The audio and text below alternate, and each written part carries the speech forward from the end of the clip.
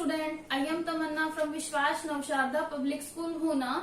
In last video, we have discussed shape of S orbital, and in this video, we are going to discuss shape of p orbital and d orbital.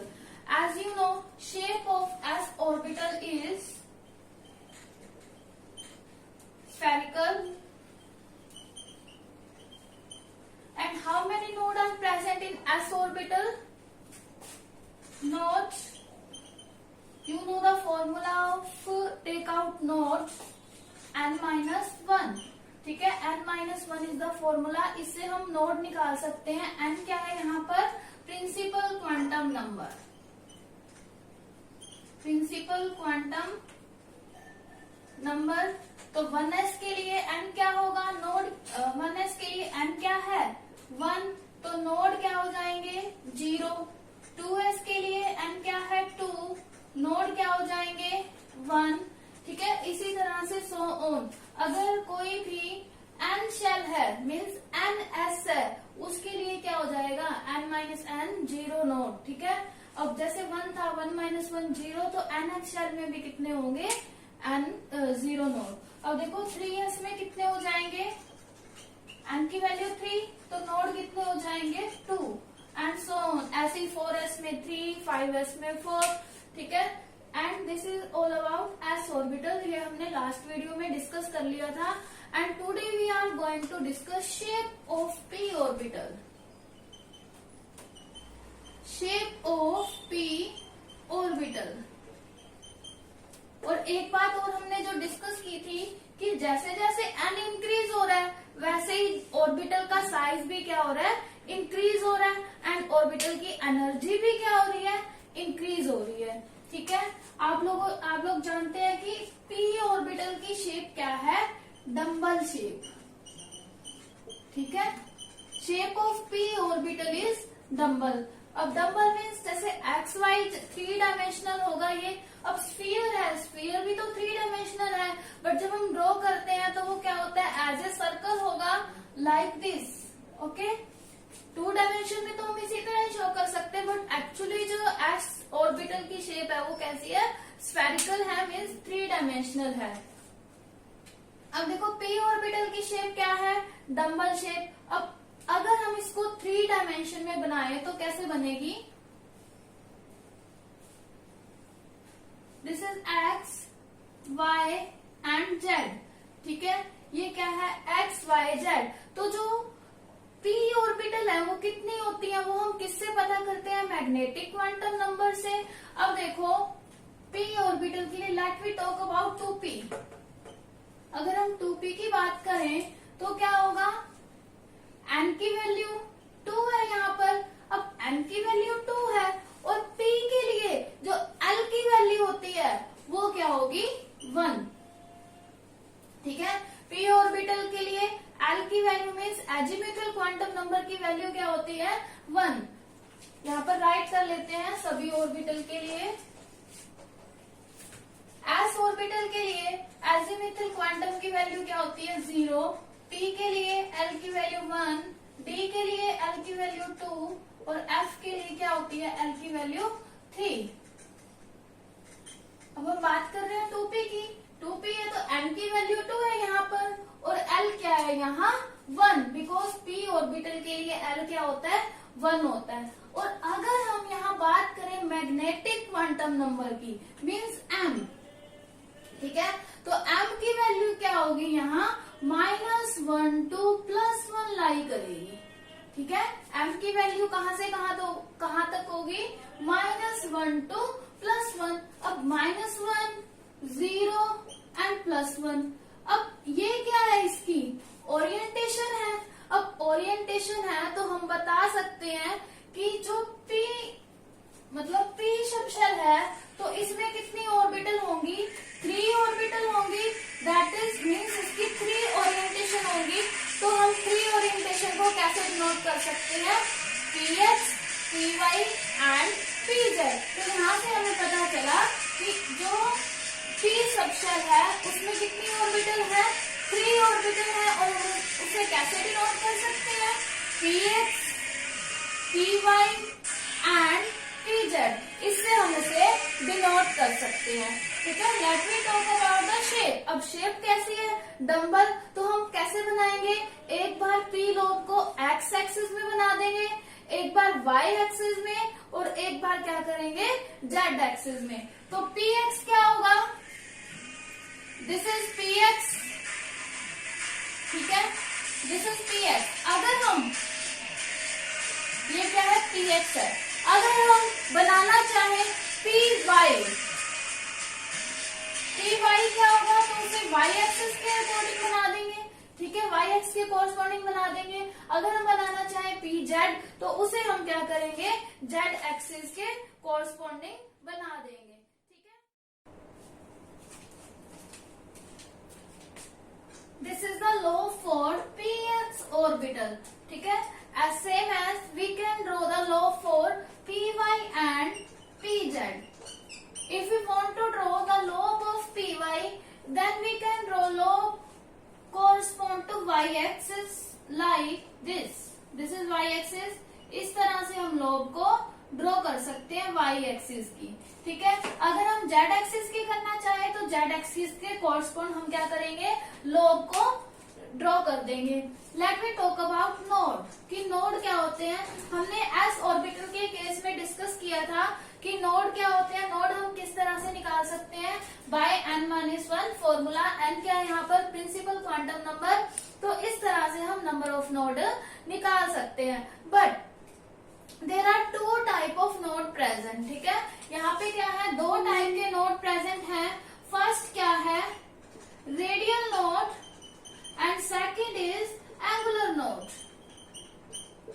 ये दो type के node present हैं। जो S orbital थी, जो हमने last video में discuss की थी, उसमें ओनली रेडियल नोड प्रेजेंट है, जो कि यहाँ प्रेजेंट होता है। ठीक है, दिस इज द नोड। यहाँ पे क्या है, इलेक्ट्रॉन के फाइंड होने की प्रोबेबिलिटी 0 है, तो इसे हम क्या बोलते हैं, रेडियल नोड। बट जो पी और डी ऑर्बिटल है, उसमें क्या होते हैं, रेडियल नोड भी प्रेजेंट होते हैं और उसमें एंगुलर नोड भी प्रेजेंट होते हैं। अब रेडियल नोड कहाँ होंगे, वो तो इसी, अब देखो रेडियल नोड कहाँ होगा और एंगुलर नोड कहाँ होगा। अब एंगुलर नोड एस ऑर्बिटल में क्यों प्रेजेंट नहीं होते, क्योंकि उसमें कोई एंगल नहीं होता, डायरेक्ट गोल ही होता है, इसीलिए उसे हम क्या बोलते हैं, रेडियल नोड बोलते हैं। अगर हमने रेडियल नोड निकालना है तो हम किस तरह से निकाल सकते हैं, n-l-1। ठीक है, कैसे निकाल सकते हैं रेडियल नोड को, n-l-1। Here n is principal quantum number, l is azimuthal quantum number, -1 कर देंगे। बट अगर हमें एंगुलर नोड निकालना है, एंगुलर नोड निकालना है, तो उसका फॉर्मूला है l-1। ठीक है, l-1 होगा एंगुलर नोड। इसमें यहाँ पे हम बात किसकी कर रहे हैं, 2p ऑर्बिटल की कर रहे हैं। ठीक है, 2p ऑर्बिटल है मीन्स p ऑर्बिटल है। ओके, p ऑर्बिटल के लिए जो एंगुलर नोड है वो कितना होगा, 1 होगा। ओके, p ऑर्बिटल के लिए जो एंगुलर नोड है वो क्या होगा, 1 होगा, और d ऑर्बिटल के लिए क्या होगा, 2 होगा। ठीक है, p के लिए एंगुलर नोड 1 और d के लिए 2। अब p ऑर्बिटल के लिए सभी के लिए जो एंगुलर नोड है वो सेम ही रहेगा, मीन्स 1 1 1। अगर हमने इसमें टोटल नंबर ऑफ नोड निकालने हैं तो हम क्या कर देंगे, radial node plus angular node. ठीक है, अगर हमें टोटल नंबर ऑफ नोड निकालने हैं, that is radial node plus angular node, और फॉर्मूला क्या रहेगा उसका, n-1। ठीक है, अगर हम s ऑर्बिटल की बात करें, टेबल में राइट करते हैं 1s 2s 3s 2p। ठीक है, 2p 3p 4p ये राइट कर लेते हैं, 2p 3p 4p। अगर हम बात करें radial nodal surface, radial nodal surface s में 1s में तो कोई नोड नहीं होता, 0, 2s में 1, ठीक है, और 3s में 2, और 2p में भी कोई रेडियल नोड प्रेजेंट नहीं होगा। 2p में भी कोई रेडियल नोड प्रेजेंट नहीं होगा। 3p में 1, 4p में 2। इस तरह से ये नंबर ऑफ रेडियल नोड है। कैसे निकालते हैं ये? n माइनस एल माइनस 1, ठीक है। और अगर हमने एंगुलर नोड निकालना है तो फर्स्ट 3 ऑर्बिटल क्या है? s orbital. s ऑर्बिटल में तो एंगुलर नोड प्रेजेंट होता ही नहीं, तो 0 0 0, ठीक है। बात करें p ऑर्बिटल की, तो जितनी भी p ऑर्बिटल है सभी के लिए एंगुलर नोड क्या होगा? 1, ठीक है। अब टोटल नंबर ऑफ नोड निकाले, टोटल नंबर ऑफ नोड निकाले तो क्या हो जाएंगे? 0, 1s के लिए 0। अभी देखो 1s के लिए 0 होगा क्योंकि प्रिंसिपल क्वांटम नंबर 1 है, तो total number of node 1 minus 1 0, ठीक है। टोटल नंबर ऑफ नोड का फॉर्मूला यहाँ से मैच करेगा। अगर बात करें 2s की, 2s के लिए टोटल नंबर ऑफ नोड 1, तो 2 माइनस 1 1। बात करें 3s की, तो टोटल नंबर ऑफ नोड 2, तो यहाँ से क्या होगा? 3 माइनस 1 2। बात करें अगर हम 2p की, total number of node 1, 2 minus 1 1। अगर हम बात करें 3p की, तो 2 मीन्स 3 माइनस 1 2। 4p की बात करें तो 3 मीन्स 4 माइनस 1 3। ये क्या है? टोटल नंबर ऑफ नोड है, ये एंगुलर नोड है, दीज आर रेडियल नोड। अब देखते हैं कहाँ कहाँ पे नोड प्रेजेंट होगा या नोडल सरफेस कौन सा है। देखो जैसे हमने यहाँ px ड्रॉ किया, मीन्स x एक्सिस पे तो हमने ड्रॉ कर दिया, लेकिन जो yz सरफेस होगा वो कैसा होगा? नोडल सरफेस, ठीक है। जो yz प्लेन होगा that is called nodal surface. वहां पे इलेक्ट्रॉन के फाइंड होने की प्रोबेबिलिटी क्या है? 0। मीन्स yz एक्सिस पे हमें इलेक्ट्रॉन फाइंड नहीं होगा।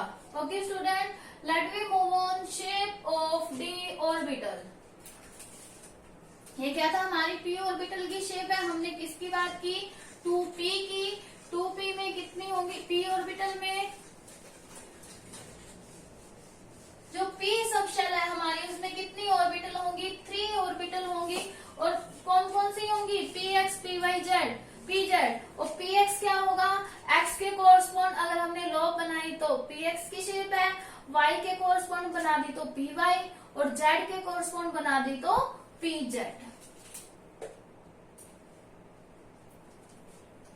कैसा शेप होगा इसका? Double dumbbell. पहले हम बात कर लेते हैं कि जो d सबशेल है उसमें कितनी ऑर्बिटल प्रेजेंट है। कैसे हम काउंट करेंगे? d ऑर्बिटल के लिए, ठीक है, d है, d के लिए l की वैल्यू यहाँ पर हमने राइट किया था 2। l क्या है यहाँ? 2। तो m कहाँ से कहाँ लाई करेगा? -2 से +2, ठीक है। ये क्या हो जाएगी? m की वैल्यू हो जाएगी, m की वैल्यू 5 है, तो means there are 5 orientation. Means इसकी जो शेप है वो कितनी बनेगी? 5 बनेगी। और जो d सबशेल है उसके अंदर कितनी ऑर्बिटल है? 5 ऑर्बिटल है। अब जो 5 ऑर्बिटल है वो कौन कौन सी होती हैं? dxy, ठीक है, dxy, dxz, dyz, dx² minus y square और dz²। ये 5 ऑर्बिटल प्रेजेंट होती हैं d में। अब हम ड्रॉ करते हैं, ठीक है, 1 बाय 1। पहले हम ड्रॉ कर रहे हैं dx² माइनस y², ठीक है। अगर हम ड्रॉ करें dx² माइनस y², पहले हमें तीनों एक्सिस ड्रॉ करने पड़ेंगे, ठीक है। This is x axis, this is y axis, this is z axis, ठीक है। हमने x, y, z तीनों एक्सिस ड्रॉ कर लिए। हमें क्या ड्रॉ करना है? x² minus dx² minus y²। ये क्या होगा? दोनों लोग एक x में से पास होगी और y वाली क्या है? y में से पास होगी। इस तरह से क्या होगा? dx² माइनस y² का शेप होगा, ठीक है। This is the shape of dx² minus y²। क्या बोलते हैं? Double dumbbell. बट जो dz² है इन चारों में से उसका शेप क्या है? सबसे डिफरेंट है। dz² में क्या होगा? 1 लोब प्रेजेंट होगी, ठीक है, 1 ही लोब प्रेजेंट होगी और वो भी z एक्सिस के अलोंग, x, y, z, ठीक है। उसमें क्या होगा? बीच में इस तरह से एक रिंग होगा और यहाँ पर क्या होगा? ठीक है, इस तरह से क्या है, डी जेड स्क्वायर की शेप होगी। ये क्या है, डी जेड स्क्वायर की शेप है। अगर हम बात करें डी एक्स वाई की,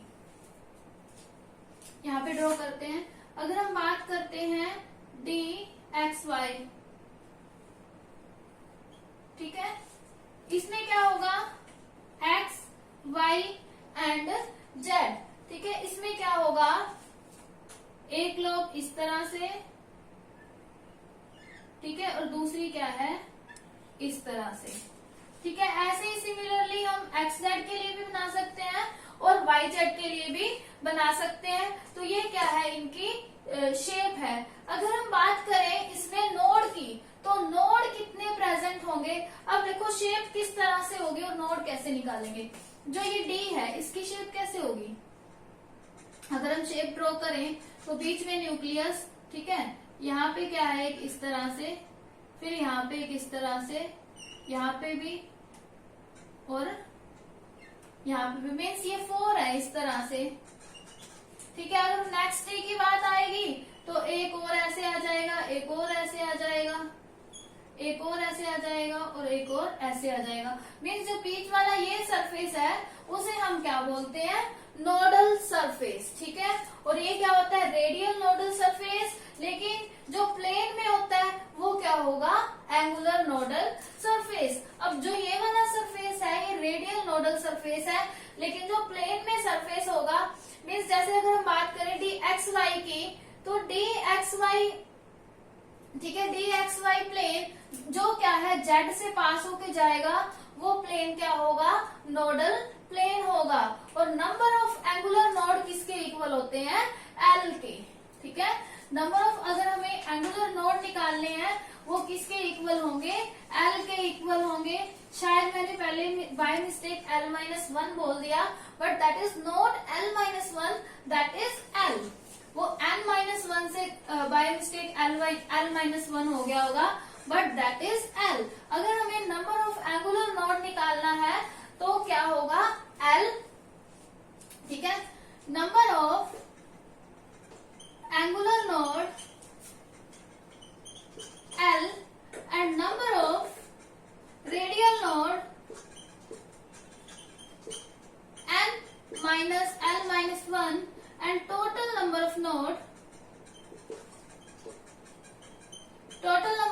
कितने होंगे, n-1, ठीक है student. This is all about node. इस तरह से हम क्या कर सकते हैं, किसी भी ऑर्बिटल में नोड को काउंट कर सकते हैं। Let me move on next topic, that is energy of orbitals।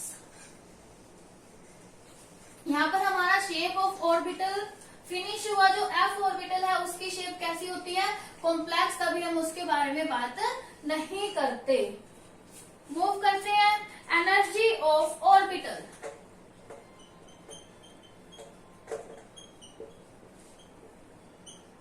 Energies of orbitals. अब बात करें अगर हाइड्रोजन एटम की, तो हाइड्रोजन एटम में क्या है, ओनली 1 इलेक्ट्रॉन प्रेजेंट होता है, ठीक है। हाइड्रोजन एटम में क्या होगा, ओनली 1 इलेक्ट्रॉन प्रेजेंट होगा। तो उसमें हम एनर्जी को किसके अकॉर्डिंग देखते हैं, प्रिंसिपल क्वांटम नंबर के अकॉर्डिंग। जैसे जैसे प्रिंसिपल क्वांटम नंबर इंक्रीज हो रहा है, वैसे ही ऑर्बिटल की एनर्जी भी क्या हो रही है, इंक्रीज हो रही है। मीन्स जिसका प्रिंसिपल क्वांटम नंबर सेम है उसकी एनर्जी भी सेम है। ये किसकी बात कर रहे हैं, ओनली फॉर हाइड्रोजन एटम, ठीक है, ओनली फॉर हाइड्रोजन एटम। क्या होगा कि जो एनर्जी है वो किस पे डिपेंड करेगी, प्रिंसिपल क्वांटम नंबर पे। मीन्स 1s, ठीक है, 2s, 2p, 3s, 3p, ठीक है, 3d, फिर next 4s, 4p, 4d, 4f। इस तरह से मीन्स जैसे जैसे प्रिंसिपल क्वांटम नंबर इंक्रीज हो रहा है वैसे वैसे एनर्जी भी क्या हो रही है, इंक्रीज हो रही है। बट अब देखिए यहाँ पर देखो, ये क्या है, s ऑर्बिटल, ये क्या है, p ऑर्बिटल, बट दोनों की शेप क्या है, different, but energy is same, ठीक है। शेप तो दोनों की डिफरेंट है बट एनर्जी सेम है, कैसे हो सकता है? बट इन्होंने बोल दिया तो हमने देख लिया। अभी आगे देखते हैं कि कैसे डिफरेंट होगा या फिर सेम होगा। बट अभी तक जब तक हाइड्रोजन एटम की बात है तब तक यही स्टेप है कि जैसे जैसे प्रिंसिपल क्वांटम नंबर इंक्रीज हो रहा है वैसे वैसे एनर्जी इंक्रीज हो रही है। Means the atom have large principal quantum number, value of energy is large. ठीक है, अब देखो जो डीजनरेट ऑर्बिटल होते हैं वो क्या होते हैं? अब ऐसे ऑर्बिटल जिनकी एनर्जी क्या है, सेम है, उसे हम क्या बोलते हैं? Degenerate orbital. जैसे 2s2p, 2s2p क्या है? दोनों की सेम एनर्जी है, मीन्स ये कैसी है? डीजनरेट। अब ऐसे ही क्या है यहाँ पर, इनकी एनर्जी सेम है, मीन्स ये कैसे है? डीजनरेट है। ऐसे ही यहाँ पर है। ठीक है, the orbital having the same energy are called degenerate. ठीक है, अगर हाइड्रोजन एटम की बात करें, हाइड्रोजन एटम क्या है? हाइड्रोजन एटम में 1 इलेक्ट्रॉन प्रेजेंट है। अब 1 इलेक्ट्रॉन कहाँ प्रेजेंट होगा? 1s में, पहले फर्स्ट ऑर्बिटल में ही प्रेजेंट होगा ना। तो ये क्या है? इसकी ग्राउंड स्टेट। ठीक है, this is ground state and most stable state. ठीक है, जो हाइड्रोजन एटम का इलेक्ट्रॉन है फर्स्ट शेल में प्रेजेंट है, तो यहाँ पर इसकी एनर्जी क्या होगी? ज्यादा होगी और ये मोस्ट स्टेबल होगा। बट अगर ये हायर एनर्जी स्टेट में चला जाता है तो वो क्या हो जाती है उसकी? मान लो कि जंप किया और हायर एनर्जी स्टेट में चला गया तो वो उसकी क्या हो जाएगी? Excited state. ठीक है, excited state of an atom is not stable. ठीक है, ग्राउंड स्टेट कैसी होगी? स्टेबल। बट एक्साइटेड स्टेट जो है वो स्टेबल नहीं होती। ठीक है, अगर मान लो कि हाइड्रोजन का इलेक्ट्रॉन चला गया 2s में, 2p में, 3p में, तो उसकी एनर्जी ज्यादा हो जाएगी। ज्यादा एनर्जी पे तो रह नहीं सकेगा, इसीलिए वो क्या है? लेस स्टेबल होते हैं। ठीक है, अगर हम बात करें कि हाइड्रोजन में जो एनर्जी लेवल डायग्राम है वो कैसे है, हाइड्रोजन की बात करते हैं। ये हमने ड्रॉ तो किया है बट यहाँ पे ड्रॉ कर लेते हैं हाइड्रोजन के लिए। दिस इज 1s, ठीक है, 2s और 2p, ठीक है, 3s, 3p, 3d, 4s, 4p, 4d। ठीक है, ये है हाइड्रोजन के लिए। मीन्स हाइड्रोजन के लिए जो ऑर्बिटल है वो सेम ही प्लेस पर, मीन्स उनकी एनर्जी क्या है? सेम। बट एनर्जी सेम है यहाँ पर, तो ये क्या है? सेम लेवल पे प्रेजेंट होंगे। बट जब मल्टी इलेक्ट्रॉन के लिए एनर्जी लेवल डायग्राम देखा गया तब हमें एनर्जी लेवल डायग्राम कैसा मिला? This is 2s, this is 2p, this is 3s, this is 3p। Okay, इस तरह से हमें एनर्जी लेवल डायग्राम मिला। This is 4s, this is 3d। Actual में जब मल्टी इलेक्ट्रॉन के लिए एनर्जी लेवल देखा गया तो ये हमें एनर्जी लेवल डायग्राम मिला, तब ये क्या हो गया? फेल हो गया। जो प्रिंसिपल क्वांटम नंबर पे हम बोल रहे थे कि एनर्जी डिपेंड कर रही है, तो इस डायग्राम को देख के ऐसा तो नहीं हुआ, नहीं हुआ ना। तो इसका मतलब एक बात तो मतलब प्रूव हो गई कि प्रिंसिपल क्वांटम नंबर पे तो एनर्जी डिपेंड नहीं कर रही। ठीक है, तो अब जो एनर्जी है वो किस पे डिपेंड करेगी? तो एनर्जी किस पे डिपेंड करेगी? और क्या देखा गया कि जो 4s है वो लेस देन 3d। ठीक है, अगर ओनली प्रिंसिपल क्वांटम नंबर से देखें तो एनर्जी किसकी ज्यादा होनी चाहिए? 4s की। बट ये देखा गया कि 4s की 3d की एनर्जी ज्यादा है और 4s की कम है। और यहाँ से देखा गया कि 6s की एनर्जी क्या है? कम है, लेकिन 5d की ज्यादा है। ठीक है, ऐसा ही कुछ इसमें देखा गया, 4f की कम है और 6p की ज्यादा है। ये तो चलो डिपेंड कर रहा है, यहाँ पे नहीं कर रहा ना principal quantum. Let we see the reason why energy of these orbital are less than these orbital. ठीक है, let we see by the diagram. अब देखिए, suppose that this is nucleus. ठीक है, ये क्या है? शेल है। न्यूक्लियस के अराउंड शेल है। अब न्यूक्लियस के अराउंड जो भी शेल है उसके अंदर क्या है? इलेक्ट्रॉन प्रेजेंट है। जितने भी इलेक्ट्रॉन प्रेजेंट होंगे इस शेल में वो क्या करेंगे, म्यूचुअली रिपेल करेंगे। मीन्स एक दूसरे को वो क्या कर रहे हैं, रिपेल, उनके बीच में क्या लग रहा है, रिपल्सिव फोर्स लग रहा है। ठीक है, इस रिपल्सिव फोर्स की वजह से ही इस ऑर्बिटल की एनर्जी लेस है और इस ऑर्बिटल की एनर्जी क्या है, लेस है। ठीक है, let we talk about next thing that is screening effect. उससे पहले एक बात और कर लेते हैं कि जो न्यूक्लियस है वो भी इलेक्ट्रॉन को अपनी तरफ अट्रैक्ट कर रहा है। ठीक है, दिस इज न्यूक्लियस। अब न्यूक्लियस भी क्या कर रहा है, इलेक्ट्रॉन को अपनी तरफ अट्रैक्ट कर रहा है। ठीक है, मीन्स न्यूक्लियस क्या लगा रहा है, अट्रैक्टिव फोर्स लगा रहा है, बट इलेक्ट्रॉन के बीच में क्या लग रहा है, रिपल्सिव फोर्स लग रहा है। ठीक है, अब ऐसा हो रहा है तो एटम के अंदर क्या हो जानी चाहिए, एक डिस्टरबेंस से हो जानी चाहिए ना, बट डिस्टरबेंस नहीं होती। ऐसा क्यों है, क्योंकि फोर्स ऑफ अट्रैक्शन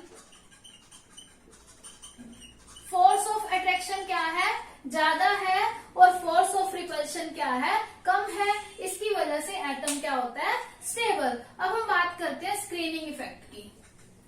अब देखो स्क्रीनिंग इफेक्ट या फिर शील्डिंग इफेक्ट क्या है। अब इनर शेल में जितने भी इलेक्ट्रॉन प्रेजेंट हैं, न्यूक्लियस उन्हें अट्रैक्ट कर रहा है। अब आउटर शेल में जितने इलेक्ट्रॉन प्रेजेंट हैं, उनको भी न्यूक्लियस अट्रैक्ट कर रहा है। ठीक है, न्यूक्लियस अट्रैक्ट कर रहा है इनर शेल इलेक्ट्रॉन को भी और आउटर शेल इलेक्ट्रॉन को भी।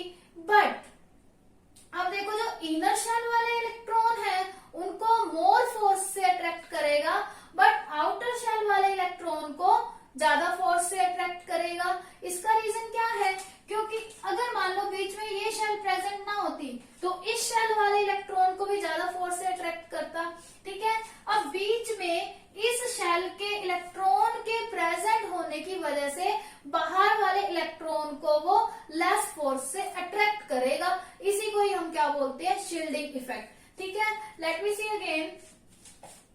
Due to presence of inner shell electron, ठीक है, due to presence of electron in inner shell orbital, outer shell electron experience less force by nucleus. ठीक है, आउटर शेल इलेक्ट्रॉन क्या है, न्यूक्लियस से less force को एक्सपीरियंस करेंगे, क्योंकि उसके बीच में क्या है, एक इनर शेल प्रेजेंट है, जिसकी वजह से जिसमें भी क्या है, इलेक्ट्रॉन प्रेजेंट है, जिनको भी न्यूक्लियस अट्रैक्ट कर रहा है। ठीक है, मीन्स ये वाले इलेक्ट्रॉन क्या कर रहे हैं, बाहर वाले जो ऑर्बिटल है, बाहर वाली जो शेल है उसको शील्ड कर रहे हैं, और उसको क्या कर रहे हैं, उसके ऊपर जो न्यूक्लियस फोर्स लगा रहा था उसको फोर्स को कम कर रहे हैं। इसीलिए हम इसे क्या बोलते हैं, शील्डिंग इफेक्ट बोलते हैं।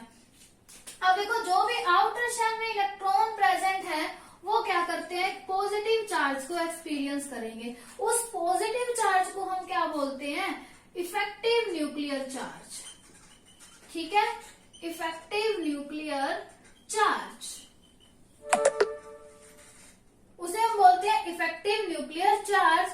अब इफेक्टिव न्यूक्लियर चार्ज क्या है कि जो आउटर शेल इलेक्ट्रॉन जिस पॉजिटिव चार्ज को एक्सपीरियंस करेंगे उसे हम क्या बोलते हैं, effective nuclear charge.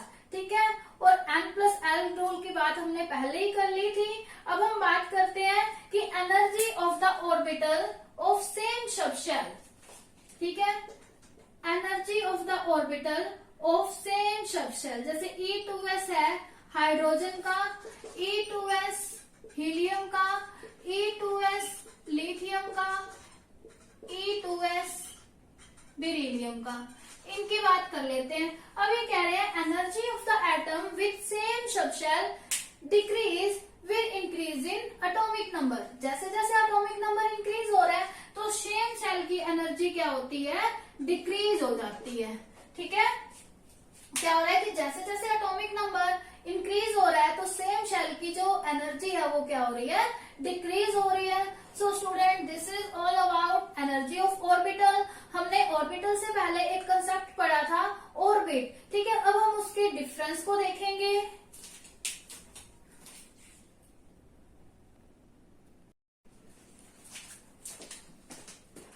Late me see the difference between orbit and orbital.